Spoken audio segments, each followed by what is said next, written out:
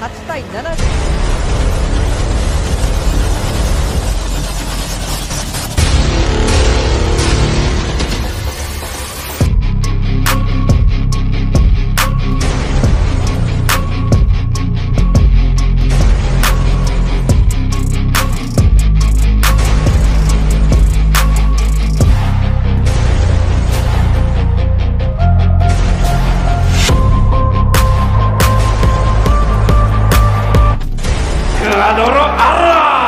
スーパースター初めての県にやってきました。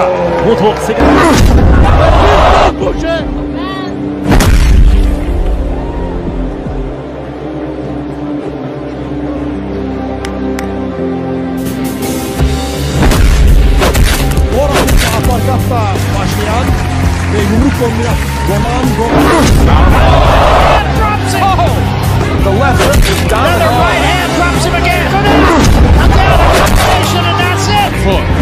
That left hook landed right in the chin of O'Quinn.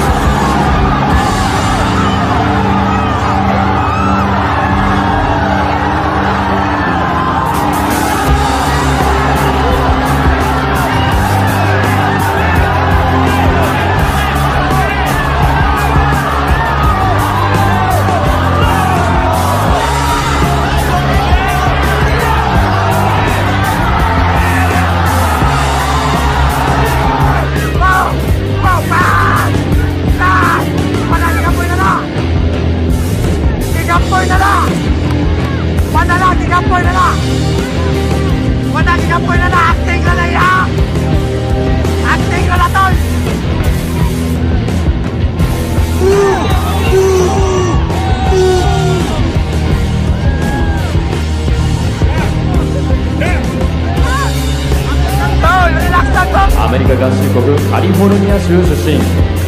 現在のランクは WBO 世界バンタム級第10位サウ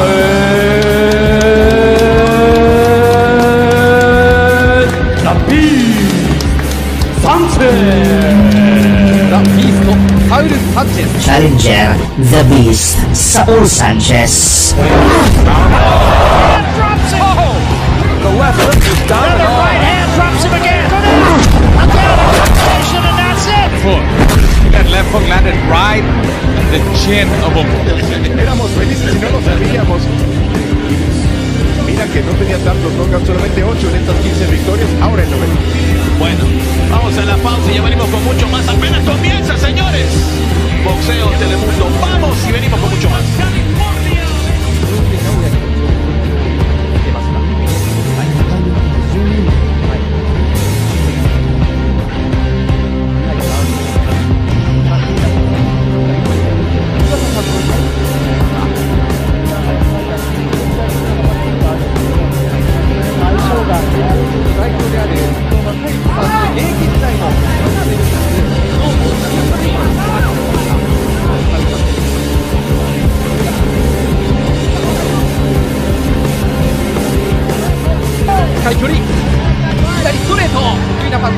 デニーがうまく距離を取りながら戦っているなという印象がありますね。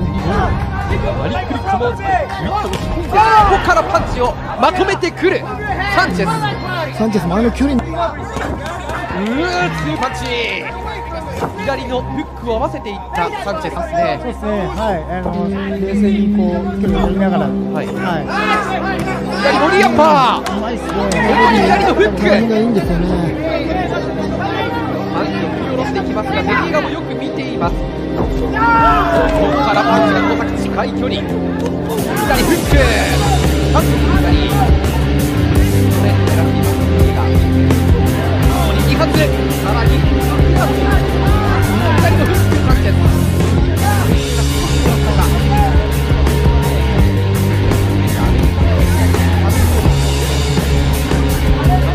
野獣が、本当に止まらないです。本当に遺伝子が違うのかなっていうところで、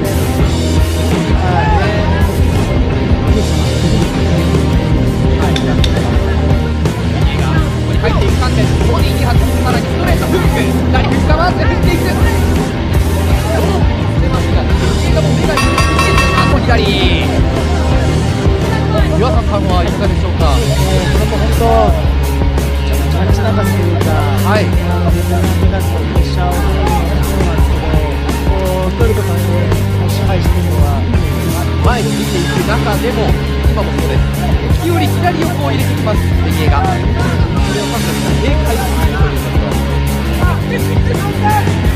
ワンタム級あった方がいく試合、右ストレート、さらにボディ。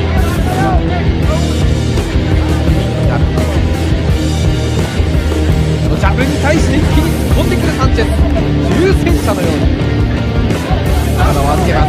ベニエがこういう距離感でもやっぱり左を警戒しているのがサンチェスですね。右のフックを今度合わせていきます、ベニエが。見えてきたか、ただ今右を入れましたサンチェス、また詰めていく近い距離、下から上、サンチェスのコンビネーション、ラウンド右もらった、サンチェスの右、今度は左返した、ベニエが互いに譲りません。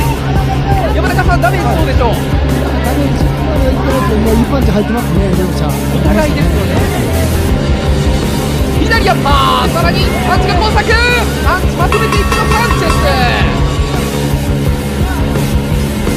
山中さん、この展開というのはなかなか変わらない、変わりにくいわけですか。なかなかそうですね、サンチェスももう少し、もっと深いところではあるんですけど、やはりこういう警戒してるんで、なかなか後半何で左、デニエガの左、さらに左アッパー、またいやでもサンチェスも負けてません。お互いに譲りません。体を当てていくのはデニエガの方です。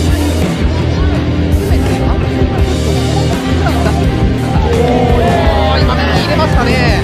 距離に入っても一気にはい、ただ巻き込みがありました。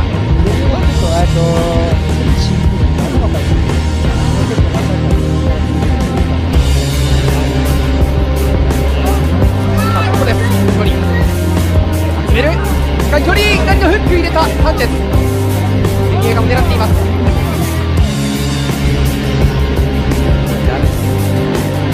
ここからチャンスと見ればパンチが入ってくる。大丈夫ですか、今だけ入ってますね。7ラウンドで示していますが、全く運動量落ちません。はい、やはりデニエガはカウンター狙い、サンチェスは自分から仕掛けています。これフック、残り15秒、連打もブロッキングしています、デニエガ。下から上にパンチをつなげていきます、サンチェス。左フックから右のボディアッパー、そして追いかけていきます。残り10秒、左のフック、デニエガの顔面を捉えた。またコーナーに詰めて右、さらに左、最後に山をしっかりとサンチェスが作ってこのラウンドを終了しています。おーっと攻めてきたサンチェス、いきなり来ました。山中さん、こういうことですよね。まず左ストレートはドニエが攻めていくのはサンチェスです。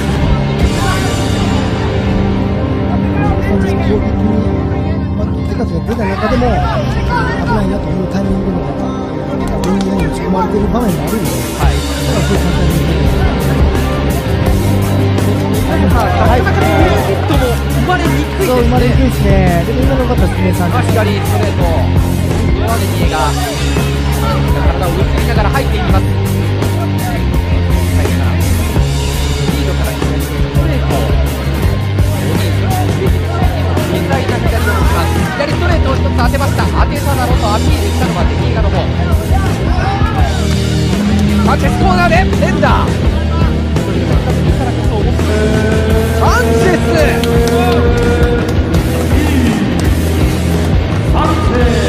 78対74。The left hook is down. Another right hand drops him again. Go down. Look out. A combination, and that's it. Foot. That left hook landed right in the chin of Quint. Hello guys, welcome back to our channel Winsworld TV. So marami ang nagsasabi na matatalo ang ating pambato na si former 3 World Division Champion, Cuadro Alas Angas ng Pinas Jonriel Casimero, kapag hindi niya pag-aaralan ng maigi ang galawan ng kanyang makakalaban na si Saul Sanchez. Ayon kay Saul Sanchez ay kayang-kaya niya patumbahin si Jonriel Casimero sa maikling oras, dahil alam daw niya ang kahinaan ni Jonriel Casimero. Meron ng nakahanda na malaking estilo na ikakagugulat ng karamihan. Ito daw ang teknik na ito ang magpapatumba kay Cuadro Alas Angas ng Pinas Jonriel Casimero. Isa na rito na pinaghahandaan ni Saul Sanchez laban kay Jonriel Casimero. Ang kahinaan nito pagdating sa paghinga dahil madalas na si Jonriel Casimero na hingalin sa kanyang mga laban. Kaya makikipagsabayan itong si Saul Sanchez kay Jonriel Casimero, at kapag nakita na niya itong hinihingal ay doon niya isagawa ang kanyang malupit na estilo laban dito. Kilala si Saul Sanchez sa pagiging malakas at madiskarte sa ibabaw ng boxing ring, kaya kapag hindi ito nag-ingat si Jonriel Casimero ay tiyak matatalo siya ni Saul Sanchez. Sa laban na ito ay kayo na po ang humusga kung kakayanin ni Saul Sanchez itong angas ng Pinas na si Jonriel Casimero. Makakalaban ni Saul Sanchez itong Pinoy boxer na si RV Deniga. Sa unang tagpo ay talagang gustong-gusto agad subukan ni Saul Sanchez ang lakas nitong Pinoy. 高いガード、そこから繰り出す左右のフックが強烈。岩佐さん、どういうところに注目されますか？個人的なファイターと右と左っていうのがまたちょっとあるんですけど、その辺の相性がどうなるのかな、ちょっとワクワクしますね。いきなりどちらもパンチありそうですね。やっぱしっかりスイングしてきてますね。はい。トレジャーボクシング、この興行の代表である伊藤正幸さんの現役時代のロサンゼルスのチームメイトも務めたというのがこのサウル・サンチェス。デニエガはうまく距離を取りながら戦っているなという印象がありますよね。デニエガも、サンチェスもう少し詰めながら、またコーナーに詰めていく。左のストレートに左のフックを合わせていったサンチェスです。こうして冷静にこう距離を取りながら、左ボディアッパー、うまいですね。左のフックがいいんですよね。パンチを振り下ろしていきますが、デニエガもよく見ています。ここからパンチが小崎、近い距離、左フック、サンチェスの左ストレート狙っていますデニエガ。ボディ2発、さらにもう2発左のフック、サンチェス。デニエガ少しもらったか。ボディジャブ、デニエガここに入っていくサンチェス、ボディ2発、さらにストレートフック、左振りかわって振っていく。ロープに詰めますがデニエガも目がよく見えています。少し左のオーバーハンド割れてるところはありますね。デニエガのパンチ、ここも左。岩佐さんはいかがでしょうか？そうですね、これも本当ちょっとジャッジ泣かせというか、デニエガの手数とプレッシャーを取るのもそうなんですけど、こう距離とかを支配しているのは前に出ていく中でも、今もそうです。時折左横を入れてきます。パー、またパンチを、いやでもサンチェスも負けてません。譲らないですね、お互いに譲りません。体を預けていったのはデニエガの方です。詰めて安全な距離と思ったら出してくるというような感じ。今右入れましたね。距離に入るともう一気にサンチェスは自分から仕掛けていく。ストレートフック、残り15秒いけないですね。そしてゆうとさん、なかなかクリーンヒットも生まれにくいですね。生まれにくいですね。でも今の良かったですね。サンチェス左ストレート、今度はデニエがパブリスが体をゆすりながら入っていきます。サウスポースタイルから右のリードから左のストレート、ボディにも上にも下にも自在な左を持ちます。左ストレートを1つ当てました。当てただろとアピールしたのはデニエガの方。サンチェスコーナーで連打、決着がつくかな。どうだ、サンチェス78対70。Ano sa tingin nyo guys, matatalo kaya ni Saul Sanchez itong si former 3 World Division Champion Jonriel Casimero? Cuadro alas Jonriel Casimero puspusan na ang paghahanda at pagpapalakas ng katawan para sa paparating niyang laban kontra Saul Sanchez. Kitang-kita ang pagpupursige nito para mas lalo itong lumakas, dahil ang paparating niyang laban ay isang laban na napaka-importante at dito rin nakasalalay ang posibilidad na susunod niyang makakaharap ang tinaguriang The Monster na Naoya Inoue kapag tinalo niya si Saul Sanchez. Isang buwan na nga lang bago ang laban ni Jonriel Casimero kontra Saul Sanchez, ang laban na ito ni Jonriel Casimero ay isang malaking pagsubok sa kanya, lalo na ngayon na hinahabol talaga makalaban ni Cuadro alas Jonriel Casimero itong 4 World Division Champion na si Naoya Inoue aka The Japanese Monster. Ganun pa man ay puspusan na talaga ang pagsasanay at paghahanda ng Team Casimero, para sa paparating na laban kontra Saul Sanchez. Sa kabilang banda, ang panayam kay Naoya Inoue na tila galit na ito sa angas ng Pinas Jonriel Casimero, dahil sa trash talk nito kontra sa Japanese Monster Naoya Inoue. Sobrang kapansin-pansin talaga ang pamamaraan ni Jonriel Casimero para lang patulan siya ni Naoya Inoue. Dahil panay hamon itong si Jonriel Casimero kay Naoya Inoue at may mga kasama pang trash talk na masasakit, dahilan sa pagsiklab ng apoy ni Naoya Inoue dito sa tinaguriang angas ng Pinas Jonriel Casimero. Ayon sa Japanese Monster na si Naoya Inoue, ay grabe na talaga ang pag-aangas at paghahamon nitong tinaguriang angas ng Pinas Jonriel Casimero. Kaya tinanong siya ng Japanese media, kung ano ba ang mga ginagawa ni Jonriel Casimero laban sa kanya na dahilan ng galit niya. Ayon sa sagot ni Naoya Inoue ay diretsahan niyan sinabi na wala daw sportsmanship si Jonriel Casimero, wala din daw race ito, at tinatawag din daw siyang The Japanese Turtle. Kaya dito na nagagalit si Naoya Inoue, at gusto na niya itong makasagupa sa ibabaw ng boxing ring. Ayon sa media at mga kasamahan ni Naoya Inoue, ay sobrang nakakagimbal ang lakas niya ngayon at nakakatakot na Naoya Inoue version ngayon 2024. Dagdag pa ni Naoya Inoue ay sobrang malala na ang mga ginagawa ni Jonriel Casimero, dahil pati sa ibang account ni Naoya Inoue ay nanggugulo doon at panay comment itong si Jonriel angas ng Pinas Casimero.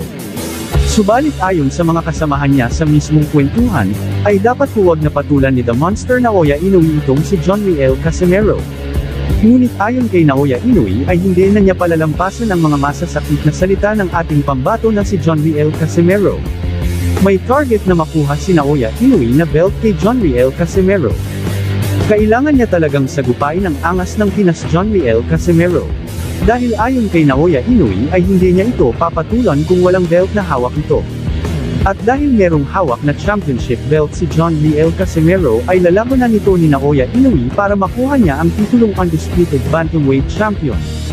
At sinabi ni Naoya Inoue na hindi daw niya papansinin si Jonriel Casimero kung wala itong hawak na championship belt kahit anong gawin pa daw niyang pagpapapansin dito.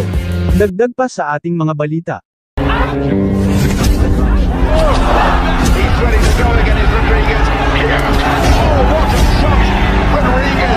Hanggang saan kaya aabot ang pinakamalakas na version ni Naoya Inoue? Kakayanin kaya niyang higitan ang pinakamalakas na version ng ating kababayan at tinaguriang pambansang kamao ng Pilipinas na si Manny Pacman Pacquiao. Sa kabilang banda, bagamat kilala na pinakamaangas na boksingero ng Pilipinas na walang iba kundi si Jonriel Casimero, kakayanin kaya ni Jonriel Casimero pantayan ang lakas nitong si Naoya Inoue at pabagsakin ang halimaw ng Japan? Alam naman natin na halos 60% na boxing fans ay naniniwala at nagdududa na hindi kakayanin ni Jonriel Casimero itong halimaw ng Japan na si Naoya Inoue. Will para malinawan, or magka-idea kayo kung kakayanin kaya ni Jonriel Casimero itong the Japanese monster superstar na si Naoya Inoue. Bakit hindi muna natin kilalanin ang the Japanese monster superstar na si Naoya Inoue? Para magkaroon tayo ng idea kung sa anong paraan lalabanan ni Quadro Alas superstar na si Jonriel Casimero itong si Naoya Inoue. Si Inoue ay tubong sa Makinagawa, Japan. Sa edad na 5 years old ay kinamulatan na niya ang mundo ng palakasan ng kamao, dahil na din sa gabay ng kanyang ama na dating boksingero. Talagang malakas talaga ang mga dugo at lahi ni Naoya Inoue, dahil training pa lang ay sobrang hirap na. Unang sabak pa lang ni Naoya Inoue sa amateur fight ay kitang-kita na talaga na isang matulis at may angking lakas ng kamao siyang tinatago. Ayon nga mismo dito kay Naoya Inoue, ay noong nasa amateur division pa lang siya ay pagkatapos niyang manalo dito ay pinasuri, nga daw umano ang kanyang boxing gloves na gamit, kung may kakaibang matigas na bagay sa kanyang boxing gloves, dahil nakapagtataka daw na sa likod ng patpatin niyang katawan, ay kung bakit grabe kalakas itong sumuntok. Si Naoya Inoue ay mayroon siyang record na 75 wins 48 knockouts at 6 na talo noong nasa amateur pa lang siya. Sa edad na 19 years old ay nag-umpisa na siyang lumaban bilang isang professional boxer. Nakatapat niya agad dito ay isang Filipino fighter na una niyang naging biktima at unang nakatikim ng kanyang malakas na suntok, ay walang iba kundi si Grayson Umayao. First round pa lang ng laban ay napuruhan agad at napaluhod ng super combo body shot itong kababayan natin na si Grayson Umayao. Umabot pa ng round 4 ang laban bago ito natapos dahil tinamaan ang Pinoy ng super combo uppercut at body shot na dahilan ng pagtigil na ng laban.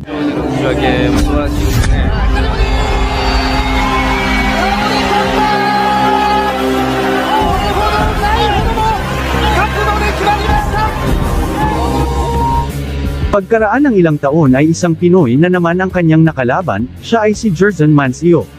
Tulad ng dati, tinapos ni Naoya Inoue ang Pinoy sa maikling round.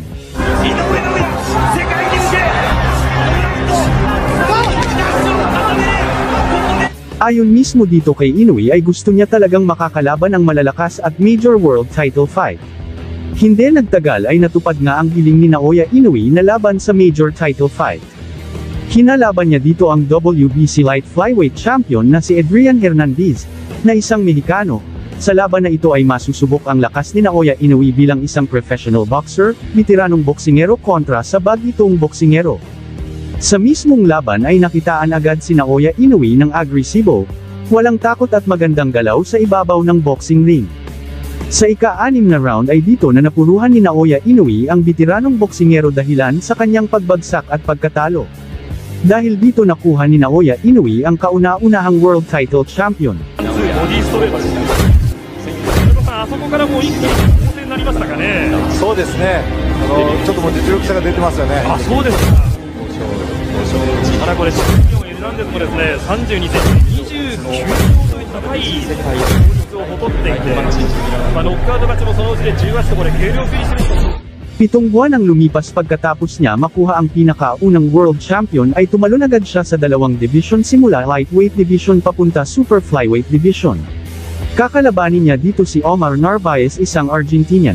Sa laban na ito ay target ni Naoya Inoue ang maging 2 world division champion.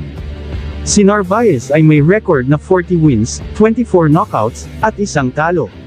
Habang si Naoya Inoue ay may record na 7 wins walang talo. Sa mismong laban ay ginawa lang ni Naoya Inoue na punching bag, itong veteranong boksingero na si Omar Narvaez dahil 4 na beses pinatumba ni Naoya Inoue. Dahilan sa pagkatalo nito. Dahil sa impresibong panalo na ito ay kinilala si Naoya Inoue bilang pinakamabilis na mandirigma sa kasaysayan na nanalo ng 2 world title sa loob lamang ng 8 professional fight.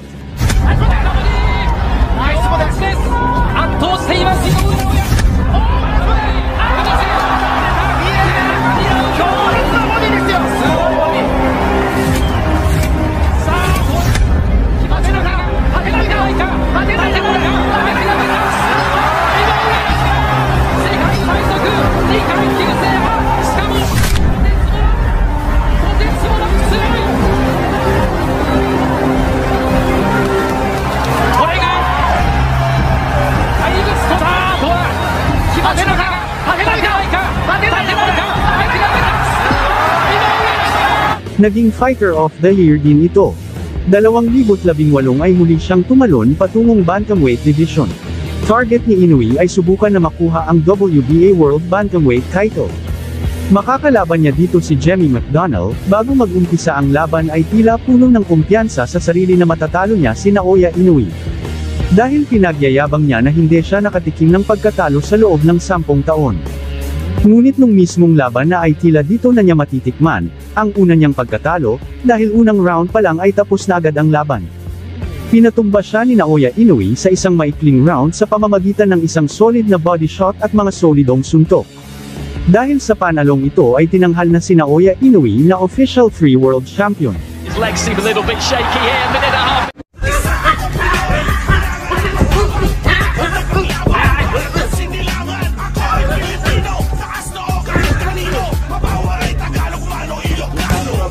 Cuadro alas Jonriel Casimero puspusan na ang paghahanda at pagpapalakas ng katawan para sa paparating niyang laban kontra Saul Sanchez. Kitang-kita ang pagpupursige nito para mas lalo itong lumakas, dahil ang paparating niyang laban ay isang laban na napaka-importante at dito rin nakasalalay ang posibilidad na susunod niyang makakaharap ang tinaguriang The Monster Naoya Inoue kapag tinalo niya si Saul Sanchez. Isang buwan na nga lang bago ang laban ni Jonriel Casimero kontra Saul Sanchez. Ang laban na ito ni Jonriel Casimero ay isang malaking pagsubok sa kanya, lalo na ngayon na hinahabol talaga makalaban ni Cuadro alas Jonriel Casimero itong 4 World Division Champion na si Naoya Inoue aka the Japanese Monster. Ganun pa man ay puspusan na talaga ang pagsasanay at paghahanda ng Team Casimero para sa paparating na laban kontra Saul Sanchez. Ayon naman kay Coach Nonoy Neri na matagal na niya pinag-aralan ang mga galawan nitong si Saul Sanchez, kaya naghahanda sila ng maaaring counter-attack at game plan laban dito. Malaki naman ang kumpiyansa ng Team Casimero lalong-lalo na si Coach Nonoy Neri na kayang-kaya ni Cuadro alas ipanalo ang laban niya kontra Saul Sanchez. Dahil unang-una ay maaaring makatulad kay Soloneteti ang performance ni Cuadro alas, sa makatuwid guys ay knockout sa maikling oras talaga ang target ng Team Casimero dito kay Saul Sanchez. Kitang-kita na rito ang pagiging polido, malakas at mabilis na suntok ng ating kababayan na si former 3 World Division Champion, Cuadro alas angas ng Pinas Jonriel Casimero. Koitang-kita rin dito na one-punch knockout ang kalaban kapag ito ay nataman ng solidong suntok ni Jonriel Casimero. Dagdag pa sa ating mga balita.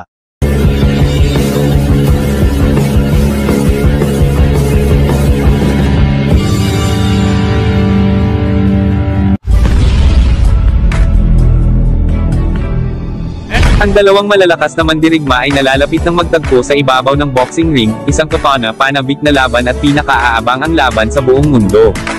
Naoya Inoue aka The Monster vs Jonriel Casimero aka Angas ng Pinas Cuadro alas. Si Naoya Inoue ay lumakas ng ganyan dahil ang tatay niya mismo ang nag-training sa kanya. Dahil sa paggabay ng kanyang tatay, si Naoya Inoue ay naging halimaw sa ibabaw ng boxing ring. Isang napakadelikadong boksingero. For only the 3rd time in his career. His head and he's not going to make it. And we talked about tasting the power and he's tasted it now. Pero hindi papatalo ang pinakamaangas na boksingero ng Pilipinas, walang iba kundi si Jonriel Casimero, na siyang tanging inaasahan na babasag, babali at puputol sa pag-aarangkada ni Naoya Inoue patungo sa tagumpay.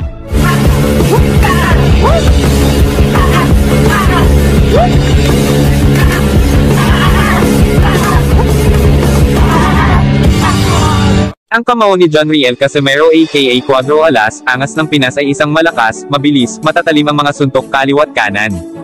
Pero meron talaga siyang super technique na hindi pa alam ng karamihan. Hindi ba kayo nagtataka kung bakit napakatibay ng panga nito? Kahit ilang solidong suntok ang tumama sa pagmumukha niya ay parang hangin lang na dumaan, kayang-kaya niyang sumalo ng pinakamalakas na suntok na walang gaanong pinsala sa kanya. Ang teknik na ito ay tinatawag na sabay sa galaw ng kamao na karaniwan natin makikita sa mga top boxers champion, isang kakayanan na sumabay sa galaw ng suntok kung paano ito tatama at kung tatama ito ay hindi gaano mapinsala, at isa na rin sa binayayaan ng estilong ito ay walang iba kundi si Jonriel Casimero aka Cuadro alas Angas ng Pinas. Si Jonriel Casimero ay isang boksingero na kayang magsugal or magpain ng mukha niya sa kalaban. Para malinlang niya ang kalaban sa oras kung saan nakatutok ang kalaban niya sa mukha niya, ay isang malaking pagkakataon para kay Jonriel Casimero ang mag-counterpunch ng solidong suntok sa kalaban, ang pumagit sa pain at estilo ni Jonriel Casimero aka Angas ng Pinas at tiyak na may kalalagyan, at kapag minalas-malas ay baka tulog ang abutin sa ibabaw ng boxing ring. Magaling din manghula si Jonriel Casimero kung ano susunod na galawan ng kalaban, kaya madali niya itong maka-counterpunch dahilan sa pagkasira ng estilo ng kalaban. Kayang-kaya din ni Jonriel Casimero dumipensa habang nakikipagsabayan sa kalaban. Madali rin mag-adjust ng estilo si Jonriel Casimero, depende sa style ng kalaban. Kaya walang takot si Jonriel Casimero na sumugod ng sumugod sa kalaban. Sa unang tingin ay hindi mo lubos maisip na ang pagsugod niya ay isa rin palang depensa na tiyak malilito ang kalaban at hulaan ang mga susunod niyang mga suntok. Ayon sa eksperto, si Casimero ay may estilo at pamamaraan na hindi kayang ituro sa iba. Kung sa tingin ng karamihan, ang suntok ni Jonriel Casimero ay isang bahala na suntok or bara-bara, dyan kayo nagkakamali dahil isa itong estilo or tahimik na pamamaraan at susi ng isang tagumpay. Marahil alam din ng Team Inoue ang pamamaraan at estilo ni Jonriel Casimero, kaya tila takot sila at ayaw nilang patulan labanan si Jonriel Casimero aka Cuadro Alas angas ng Pinas dahil sa kanyang estilo na tiyak ikatatalo nila. Special si Cuadro Alas, mayabang lang sa kausap niya because gusto niya ng malalaking laban. Ang maganda kay Casimero ay mahilig siyang makipag-away at gusto niyang makipag-away kahit kanino, tulad ni Manny na laging underdog. Ngunit nagbibigay ng kapana-panabik na labanan at tunay na libangan. Sa totoong buhay ay mabuting tao si Casimero, gusto lang niyang makilala ang pangalan niya sa boxing at lumikha ng sariling legacy. Ito ay magiging isang kamangha-manghang laban. Alam nating lahat si Casimero sa kanyang kalakasan ngayon at hindi magtatagal dahil mas matanda siya kay Inoue. Gawin ang laban na iyon dahil nasa tuktok pa rin si Casimero. Ang mga taong ito sa likod ng laban ay makasarili. Let this fight happen and let the fireworks begin. Si Casimero ay isang mahusay na manlalaban ngunit sa tingin ng lahat si Inoue ay isang mas mahusay na manlalaban, isang volume puncher. Hindi na mahintay ang sagupaan ng dalawang mandirigma na ito. Casimero all the way. He's always been the underdog and underrated boxer fighting on the opponent's hometown, a true champion, but I can see that he got the power to surpass the monster. The Cuadro Alas can't keep up with the speed at dami ng suntok ni Inoue, kahit na ang alas ni Casimero ay ang kanyang lakas ng suntok at makinis na estilo sa loob at labas, ngunit ang tiyempo ay higit sa bilis at ang katumpakan ay nakakatalo sa kapangyarihan. Isang mahusay na laban sa tingin ng lahat. Dapat iwasan ni Casimero ang mga nakamamatay na suntok sa katawan ni Inoue ngunit sa sabay-sabay na pag-aralan ang tamang anggulo para ihatid ang kanyang mga counter punches sa katawan at ulo ni Inoue. Ensure Inoue have some weakest spot with good timing he will be knocked down. Ang estilo ng boxing ni Casimero ay parang awayan sa kalye na nagmumula sa lahat ng direksyon na may 100% na katumpakan at mas malaki siya kay Inoue na tinatawag na halimaw ng Japan, habang si Casimero ay angas ng Pilipinas.